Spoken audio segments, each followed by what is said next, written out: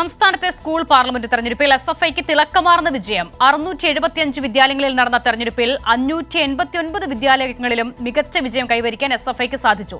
വലതുപക്ഷ വർഗീയ അരാഷ്ട്രീയവാദികൾക്കേറ്റ കനത്ത പ്രഹരമാണ് ഈ തെരഞ്ഞെടുപ്പ് ഫലം. സുലേഖ ശശികുമാർ ചേരുകയാണ്. സുലേഖ, മിന്നും വിജയമാണ് എസ്എഫ്ഐക്ക് നേടാനായിരിക്കുന്നതല്ലേ?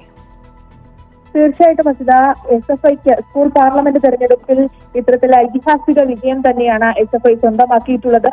നിഷ്പക്ഷതയുടെ നിശബ്ദയല്ല, നിലപാടുകളുടെ സമരമാണ് വിദ്യാർത്ഥിത്വം എന്ന മുദ്രാവാക്യം ഉയർത്തിയാണ് എസ്എഫ്ഐ ഈ സ്കൂൾ പാർലമെന്റ് തെരഞ്ഞെടുപ്പിനെ നേരിട്ടത്. ഇതിൽ 675 വിദ്യാലയങ്ങളിൽ നടന്ന തെരഞ്ഞെടുപ്പിൽ 589 വിദ്യാലയങ്ങൾക്കകത്തും മികച്ച വിജയം കൈവരിക്കാൻ എസ്എഫ്ഐക്ക് സാധിച്ചു എന്നുള്ളത് തന്നെയാണ്.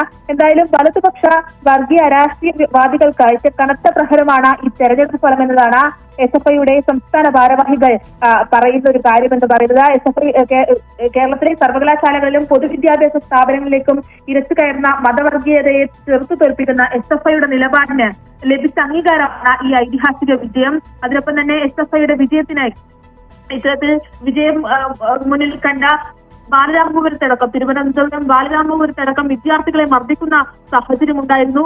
അങ്ങനെ വലിയ രീതിയിൽ ഇത്തരത്തിൽ അടച്ചാക്ഷേപിക്കുന്ന സമയത്തും ഇത്തരത്തിൽ എസ്എഫ്ഐ വലിയ വിജയം കൈവരിക്കുന്നു എന്നുള്ളത് തന്നെയാണ്. ഈ സംസ്ഥാനത്ത് 675 വിദ്യാലയങ്ങളിലാണ് സ്കൂൾ പാർലമെന്റിലേക്ക് തിരഞ്ഞെടുപ്പ് നടന്നത്. ആ തെരഞ്ഞെടുപ്പ് നടന്ന വിദ്യാലയങ്ങളിൽ 589 എസ്എഫ്ഐക്ക് തിളക്കമാർന്ന വിജയം സ്വന്തമാക്കാൻ കഴിഞ്ഞു എന്നുള്ളത് തന്നെയാണ്. തിരുവനന്തപുരം ജില്ലയിൽ സംഘടനാപരമായി തിരഞ്ഞെടുപ്പ് നടന്ന 89 സ്കൂളുകളിൽ 86ലും എസ്എഫ്ഐക്ക് വിജയിക്കാൻ സാധിച്ചു. അതിനൊപ്പം തന്നെ കണ്ണൂർ ജില്ലയിൽ സംഘടനാടിസ്ഥാനത്തിൽ തിരഞ്ഞെടുപ്പ് നടന്ന 111 സ്കൂളിലും എസ്എഫ്ഐയാണ് വിജയിച്ചത്.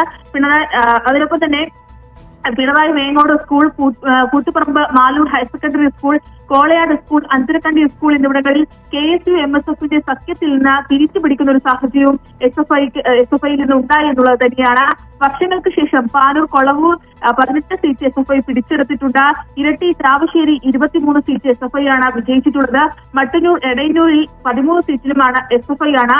ഒപ്പം മലപ്പുറം ജില്ലയിൽ സംഘടനാടിസ്ഥാനത്തിൽ മത്സരിച്ച എസ്എഫ്ഐ പാനലിൽ മത്സരിച്ച 9ൽ 6 സ്കൂളുകളിലും വിജയിക്കാൻ എസ്എഫ്ഐക്ക് സാധിച്ചിട്ടുണ്ട്.